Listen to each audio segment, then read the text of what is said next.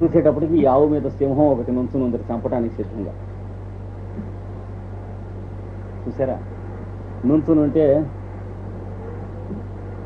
బాణం తీయటానికని ఇలా చేయి పెట్టేట. పెట్టేటప్పటికి ఆ చెయ్యి అట్లా ఉండిపోయింది. విల్లు తీద్దామని ఇలా చేయి పెట్టేట, చెయ్యి ఇట్లా విల్లు నిలబడిపోయింది. నిలబడిపోతే ఆ సింహం నవ్వి అప్పుడు అన్నట్ట,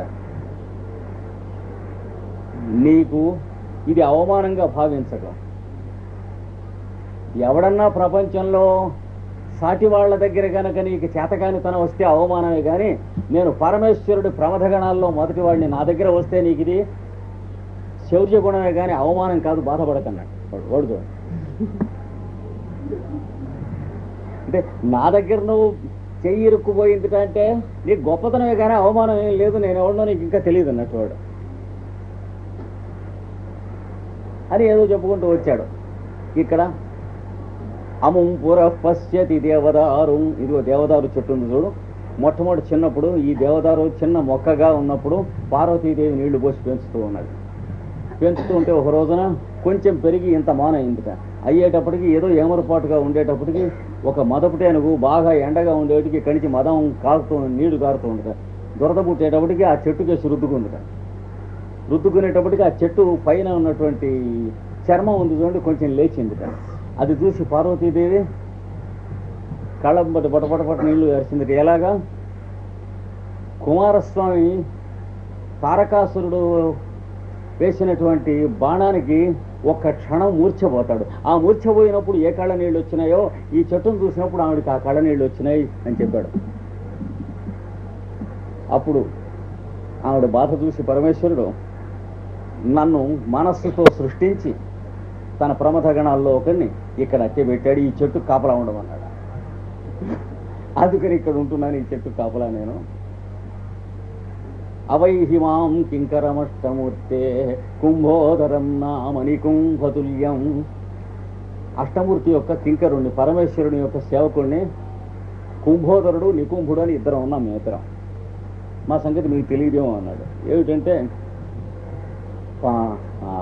ఇది పాదార్పణ అనుగ్రహ పూతపృష్టం.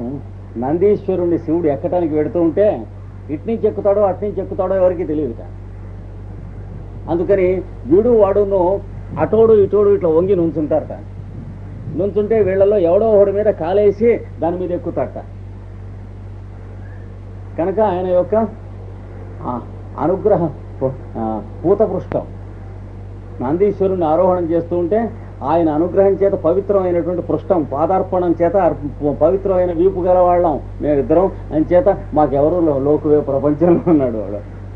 అలాంటి నాకు పరమేశ్వరుడు ఏం ఆజ్ఞ ఇచ్చాడంటే నాకు ఆకలైనటువంటి టైంకి ఇక్కడికి ఏ జంతువు వస్తే అది నాకు ఆహారంగా ఆయన అనుజ్ఞ ఇచ్చాడు. ఇప్పుడు నాకు ఆకలైనటువంటి టైం, అన్నం తినవలసిన టైం, ఈ ఆవు ఇక్కడికి వచ్చింది, నేను దీన్ని తింటున్నాను.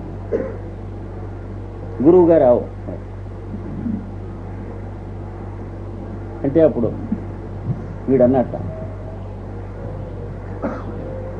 నీకు ఇప్పుడు ఆహారం కావాల్సిందే కదా, ఆ టైంకి అక్కడ వచ్చినటువంటి జీవిని తింటానే కదా, నేను వచ్చాను కదా, దాన్ని వదిలిపెట్టి నన్ను తీసుకురారా అన్నట్టు దిలీప మహారాజు. అంటే వాడు అన్నట్ట,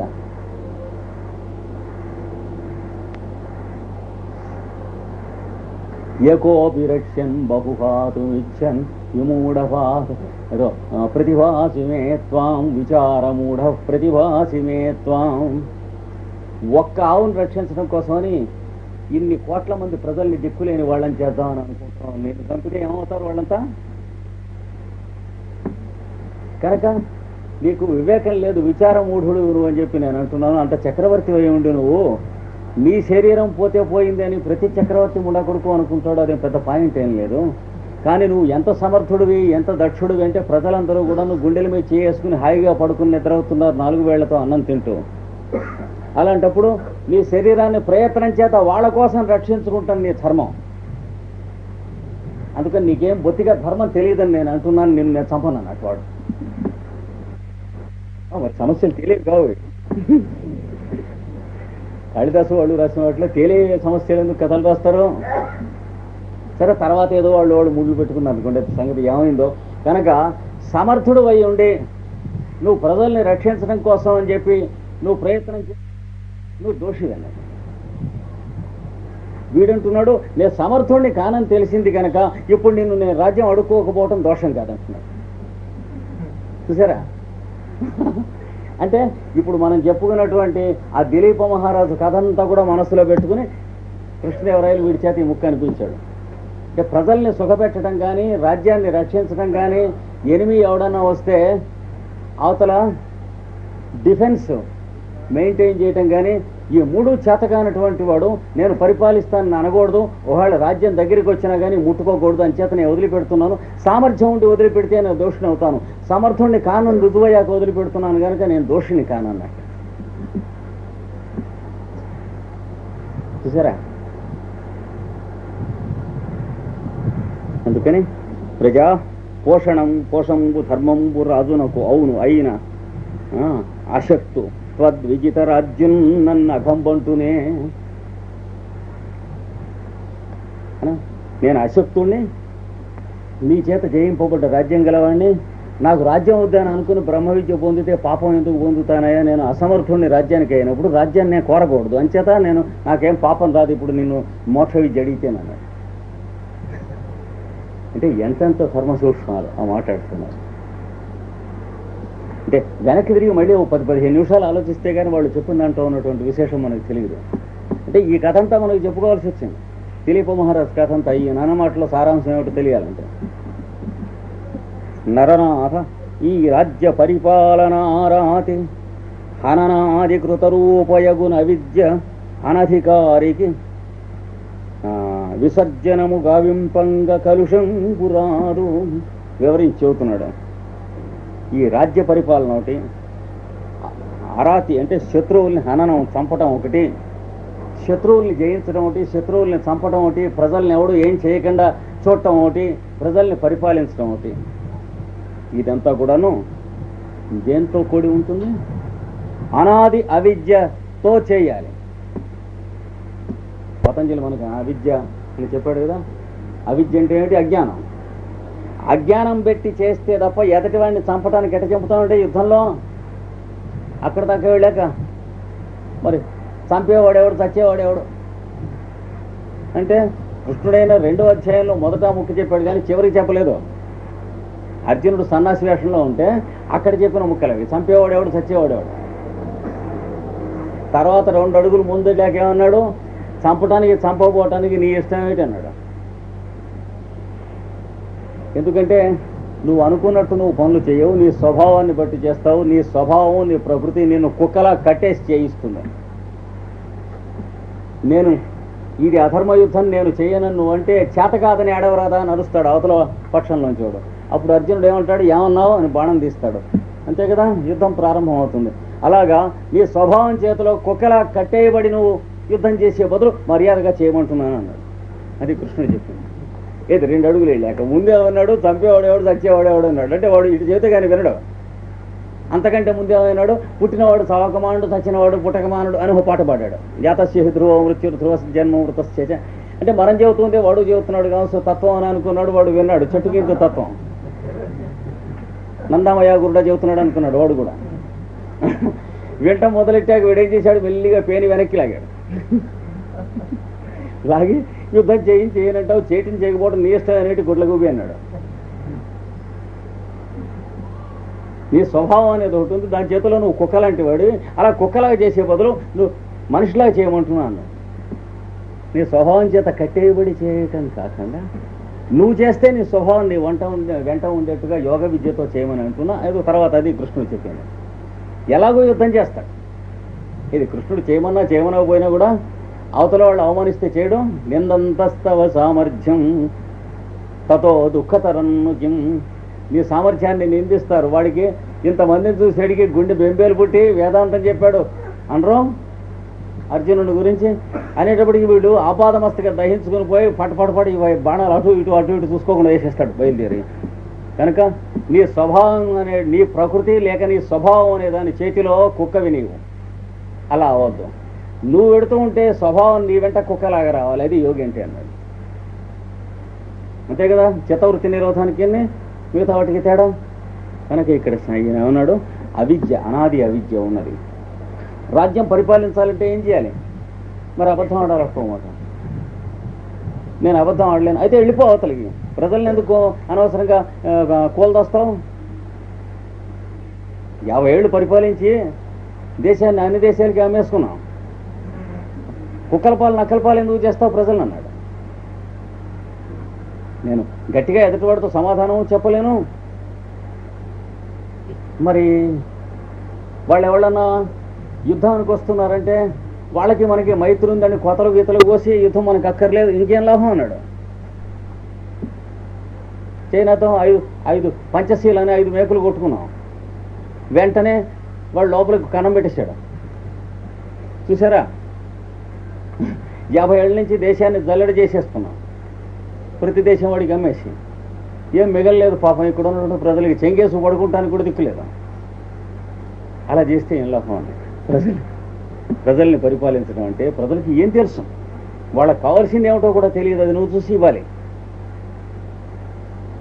నాకు ఇది కావాలి అది కావాలని అరుస్తారు కానీ నిజంగా వాళ్ళకి కావాల్సింది ఏం తెలియదు. అందుకని ఎన్ని రకాలైనటువంటి అబద్ధం ఆడవలసిన చోట అబద్ధం ఆడాలి, భయపెట్టవలసిన చోట భయపెట్టాలి, చంపవలసిన చోట చంపాలి, జైల్లో పెట్టవలసిన చోట జైల్లో పెట్టాలి, చేయి నరికి పళ్ళెంలో పెట్టి ఊరేగించండి అన్నాడు చాణక్యుడు. దేనికి? దొంగతనం చేస్తే అన్నాడు. ఏమిటండి అలా చేస్తారు? బొత్తిగా క్రూడ్గా ఉన్నది. మనం చేసేవి క్రూడ్గా లేక బాగున్నాయా? దొంగతనం చేసినవాడు మన బావమరిది అయితే పోలీస్ ఆఫీసర్కి మనం ఫోన్ చేయం? అంతకంటే అన్యాయం వాడిని పట్టుకోవద్దని. అందుకని వాడు చెప్పింది ఏంటంటే, ఇలాగ చేయి తీసేస్తారట అనేది తెలిస్తే ఇంకా చేతులు ఎక్కడికి పోవన్నాడు. అది చాణక్యుడు చెప్పింది. అదొక్కటే సత్యం. 1 6 చేతులు పోతాయి, కానీ ఇంతకంటే ఎక్కువ చేతులే పోతున్నాయి నువ్వు చేస్తున్న యథోపనులకి అన్నాడు. ఇది మన వాళ్ళని చెప్పి రక్షించి ఫోన్లు చేసినందులో కొన్ని 100 చేతులు 1000 చేతులు తలకాయలో పోతున్నాయి. 1 2 చేతులతో మిగతా వాళ్ళ చేతులు రక్షిస్తాం దొంగతనం చేయకుండా. అది చాణక్యుడు చెప్పింది. అంటే నచ్చటం కష్టం వాడు చెప్పినట్టు. చూసారా,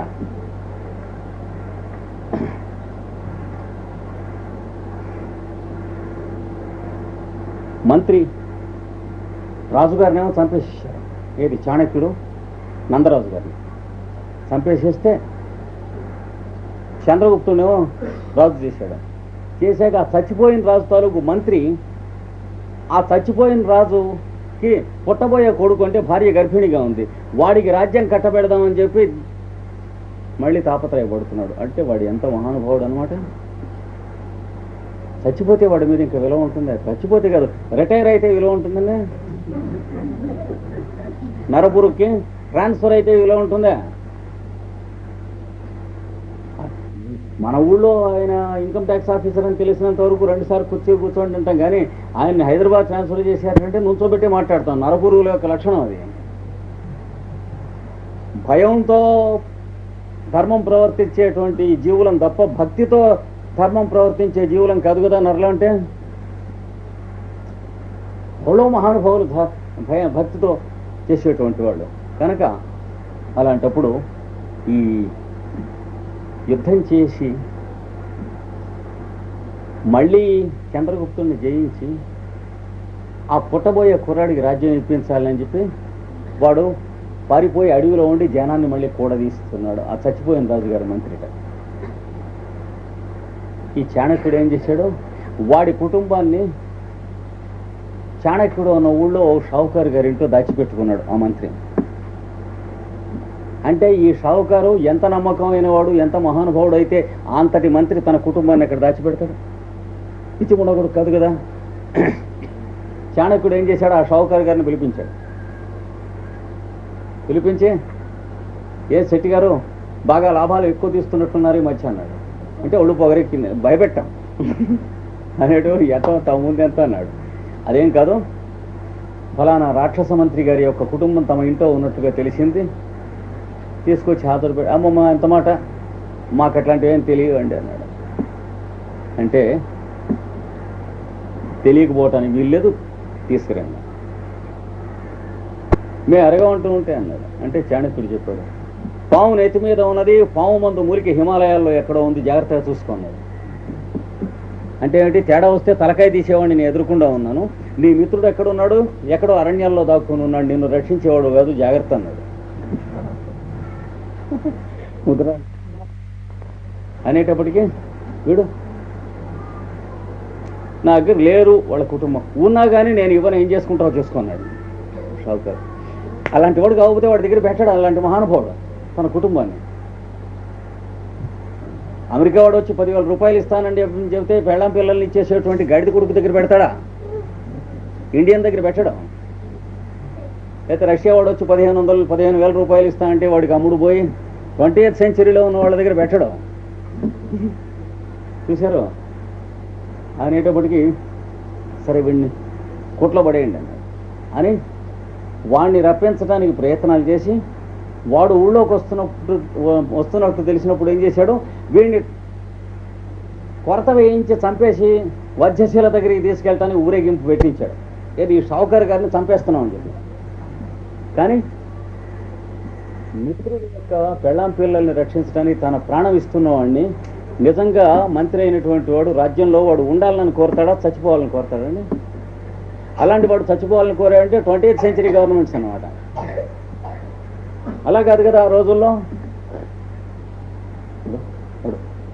ఎవడో ఎక్కడో ఉన్నటువంటి మిత్రుడి యొక్క భార్య పిల్లల్ని తను రక్షించడంలో తన ప్రాణాన్ని ఇచ్చేయడానికి సిద్ధపడ్డవాడు రాజ్యానికి ఉండాలే పోవాలే. మనం 20వ శతాబ్దంలో అయితే పోవాలంటాం, అట్లాంటి వాడు ఉంటే డేంజరస్ మన పాలిటిక్స్.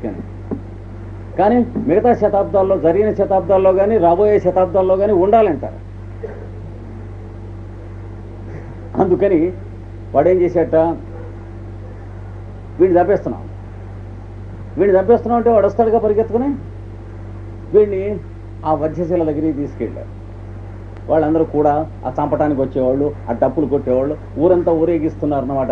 రాజద్రోహులకు ఆశ్రయం ఇస్తే ఏమవుతుందో చూసుకోండి, ఓహో ఈయన ప్రతిపదారులో తిప్పారు వీడిని. చంపుతాడా? చంపితే చాణక్యుడు ఎలా అవుతాడు, పిచ్చిముండకుడు అవుతాడు. 20th సెంచరీలో ఉన్న గవర్నమెంట్ వాడు ఎవడో అవుతాడు. చూసారు, అప్పుడు చాలా బాధపడు. ఇంతలోకే వాడు పరిగెత్తుకు రాని వచ్చాడు. వాడిని చంపద్దు, నేను దొరికాను కదా నన్ను పట్టుకోండి అన్నాడు. నన్ను పట్టుకుని వాడిని వదిలేయండి అన్నాడు. ఎందుకని? తన కుటుంబాన్ని రక్షించాడనేగా వీడిని చంపుతానంది. నిన్ను చంపి వాడిని వదిలేయటానికి గదరా పర్రే, నిన్ను వాడిని పట్టుకుంది. ఎందుకంటే రాజుగారు చచ్చిపోయినా వాడి భార్య గర్భంలో ఉన్నటువంటి సంతానానికి రాజ్యం ఇప్పిద్దామని అన్నటువంటి వాడు నువ్వెంత వాడివి, ఈ షావుకారు ఎంతవాడు, నువ్వు అంతవాడివే కదా. అలాంటి వాడు నిన్ను పోగొట్టుకుంటాము మేము. నిన్ను వారు ఇక్కడికి రప్పించింది ఎందుకంటే నిన్ను చంపడానికి కోసం కాదు, చంపడానికి అయితే ఎక్కడో చంపించేవాడు పుట్టుకుమని. ఎంత పెద్ద కష్టం చంపడం. నిన్ను ప్రాణాలతో పట్టుకుని నీ చేత ఏం చేయించాలో ఉపకారం అది చేయించడం కోసం గడ్డి గరిచాను కానీ అన్నాడు చాణక్యుడు. నన్ను ఏం చేయమంటారన్నాడు. అంటే ఈ కత్తి పుచ్చుకున్నాడు. ఈ చంద్రగుప్త మహారాజుకి ఆజన్మాంతం గురువుగా, మంత్రిగా, ప్రాణరక్షకుడుగా ఉంటానని ప్రమాణం చేస్తే నేను ఆ షావుకారిని చంపానన్నాడు.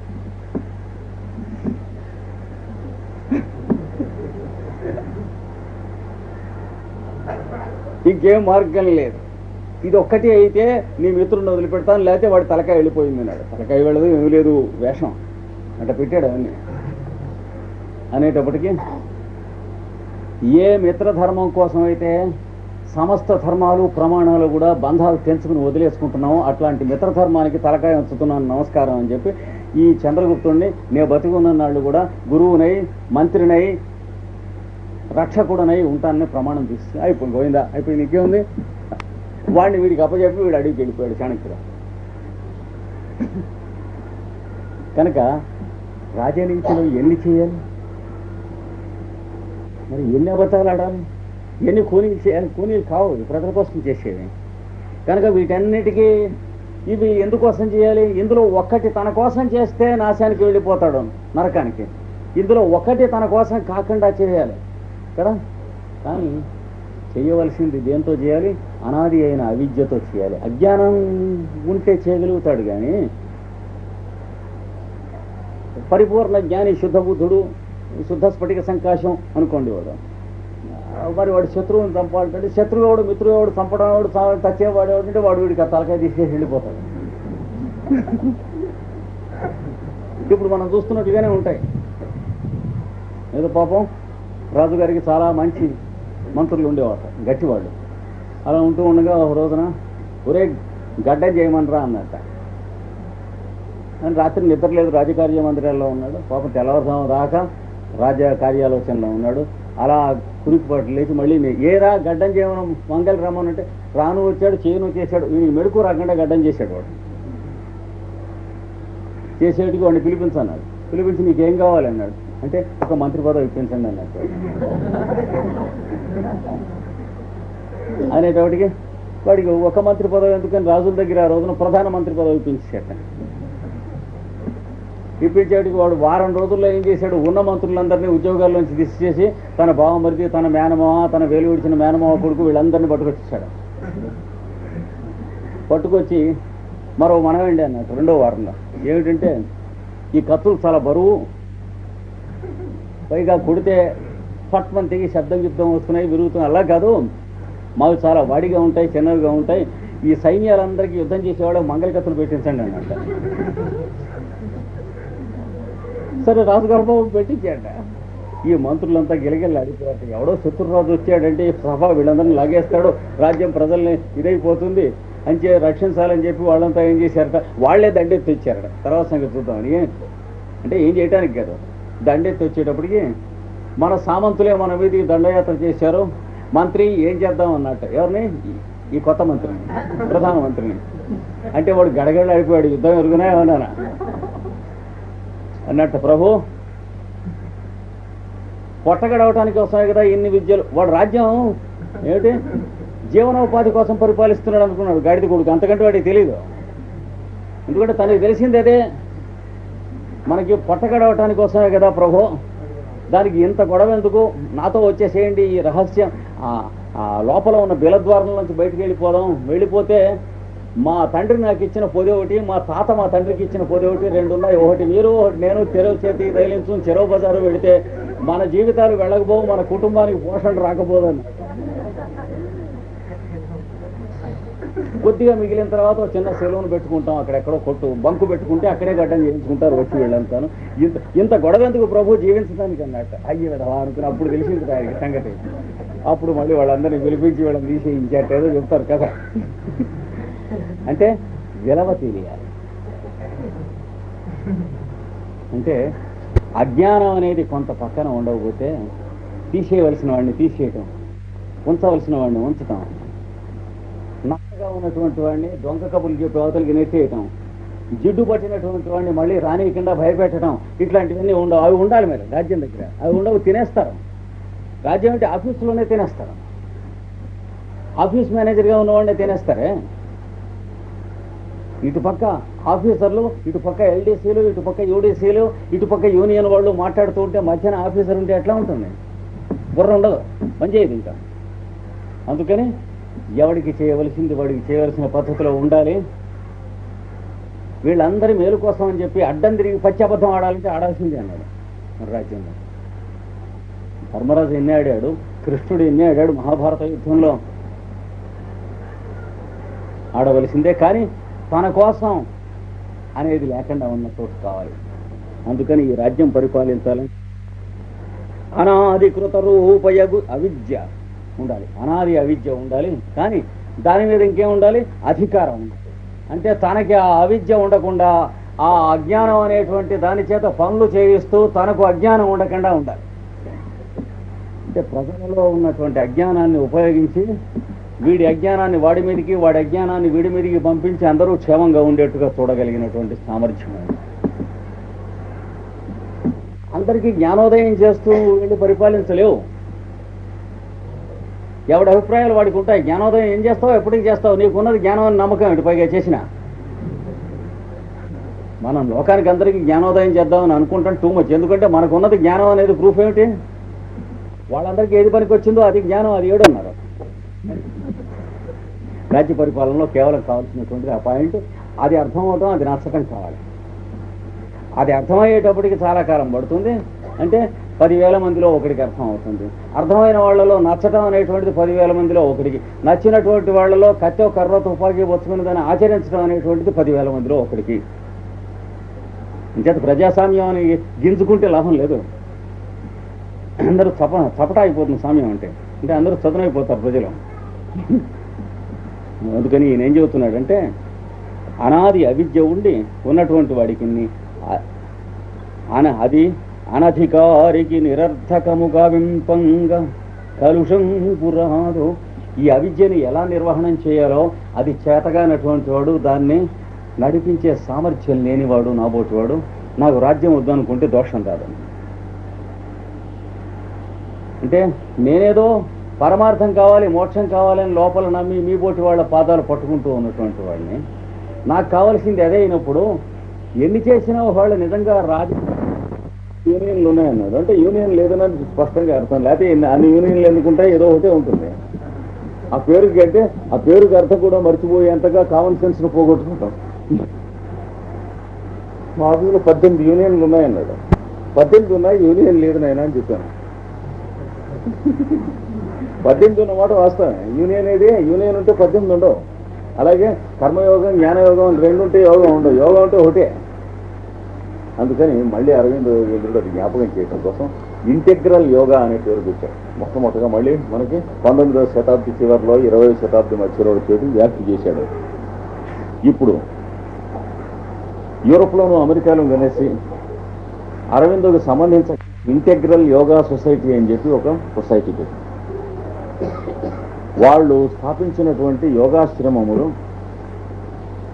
మీరు నమ్మరు, అమెరికాలోను యూరోప్లో ఉన్న కంట్రీస్లోనూ కలిసి ఇప్పటికీ 3 లక్షల పైచీల రాస్తారు. అన్నిట్లోనూ కూడా ఒకే రకమైనటువంటి యూనిఫార్మ్ ట్రైనింగ్ ఇచ్చేస్తారు.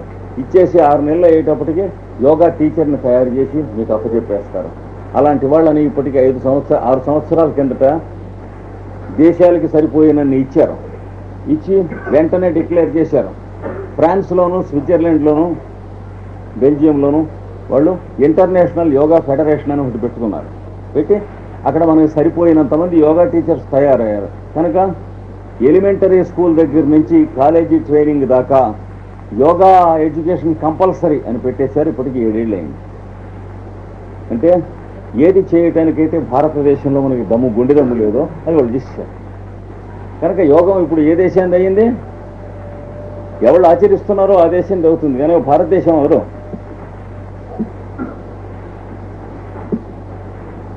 అట్లాగే జపాన్ వాళ్ళు, జపాన్కి సంబంధించినటువంటి బౌద్ధ శాఖకు సంబంధించిన ఒకనొక రాజయోగ శాఖ ఉన్నది. అది వాళ్ళు అత్యద్భుతంగా డెవలప్ చేశారు. అక్కడ మన వాళ్ళలాగా లేజీ ఫెలోస్ కాదు కదా వాళ్ళు. కనుక ఇంటెగ్రల్ యోగా సొసైటీకి ఇప్పటికీ కొన్ని కోట్ల డాలర్ల ఫైనాన్స్ ఉన్నది. అంతేగాక 18 వాళ్ళ సొంత ప్లేన్స్ వాళ్ళకి కమ్యూనికేషన్స్ కోసం ఉన్నాయి. అంటే అవన్నీ గొప్ప కోసం కాదు. అంటే ఎంతగా ఇంటెగ్రల్ యోగా అనేటువంటి పేరు అరవిందో ఏ క్షణాన పెట్టాడో మళ్ళీ ఎంత వ్యాపించింది. అది ఇంటెగ్రల్ యోగా అంటే. అంటే వీటన్నిటినీ కూడా ఏం చేస్తే అంటే మనం చెప్తూ ఉన్నటువంటి అష్టాంగ యోగము 8 అంగములు ఈ పతంజలి చెప్పింది. తర్వాత భక్తి యోగము,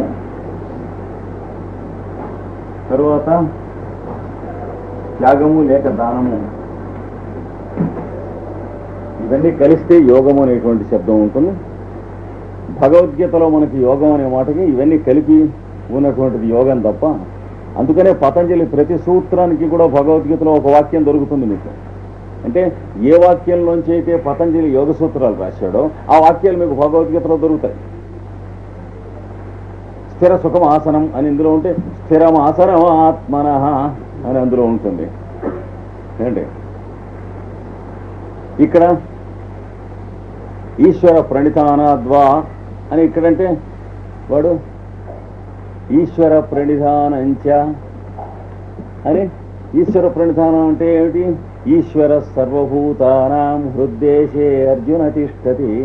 అంటే ఇందులో పతంజలి యోగ సూత్రంలో చెప్పనటువంటివి వదిలిపెట్టినటువంటివి కూడాను మీకు దానికి కావలసిన సప్లిమెంటేషన్ అంతా భగవద్గీతలో దొరుకుతుంది. శాస్త్రంలో ఎప్పుడు ఏం చెప్పారంటే ఒక గ్రంథంలో అనుక్తం అన్యతో గ్రాహ్యం, ఒక శాస్త్ర గ్రంథంలో మీకు చెప్పని విషయం అదే శాస్త్రానికి సంబంధించిన ఇంకో గ్రంథం వచ్చి తీసుకుని సప్లిమెంట్ చేసుకోమన్నారు. చూసారా, భగవద్గీతలో మీకు ఎలా దొరుకుతాయి ఇవన్నీ. కనుక ఇవన్నీ కలిపిన దాన్ని యోగం అని చెప్పాడు భగవద్గీతలో. అయితే ఒక్కొక్క అధ్యాయానికి ఒక్కో యోగం అని పేరు పెట్టారు కదా అని మీరు అడగచ్చు. అవి యోగాభ్యాసాలకు సంబంధించిన యోగాలు కదా. అర్జున విషాద యోగాన్ని కూడా యోగం అని అన్నాడు. అంటే అర్జునుడు ఏడవటం. అయితే ఆశ్చర్యం ఏమిటంటే ఆ 18 పేర్లోనూ గ్రంథకర్త పెట్టినవి కావు, కాపీయిస్టులు పెట్టినవి. ఇది అధ్యాయాల పేర్లు ఉన్నాయి, కొన్నిటికి అసలు అర్థం కూడా ఉండదు. భారతంలో ఉన్నటువంటి మిగతా అధ్యాయాలకి వేట్లకి కూడా పేర్లు లేవు. ఈ 18కి ఎవడో భక్తి ఎక్కువై పేర్లు పెట్టుకున్నాడు. భారతంలో ఉన్న అధ్యాయాలే ఇవి కూడా, కానీ అంతకంటే వేరే పుస్తకం కాదు భగవద్గీత. భగవద్గీత వేరే పుస్తకం అని అనుకునే వాళ్ళు మర్చిపోయి చాలా మంది ఉన్నారు. భగవద్గీత వేరే పుస్తకం కాదు. మహాభారతంలో 18 పర్వాలు ఉన్నాయి. అందులో భీష్మ పర్వం దగ్గర నుంచి యుద్ధం మొదలెడుతుంది. ఆ భీష్మ పర్వంలో యుద్ధ ప్రారంభంలో ఉభయ సేనలు చేరినప్పుడు అక్కడ కృష్ణార్జునుల మధ్య జరిగినటువంటి సంవాదమైనటువంటి ఒక 18 అధ్యాయాలు భగవద్గీత అన్నారు. కానీ భగవద్గీత అని గ్రంథం ఏమీ లేదు. 19వ అధ్యాయం కూడా ఉంది. దాని తర్వాత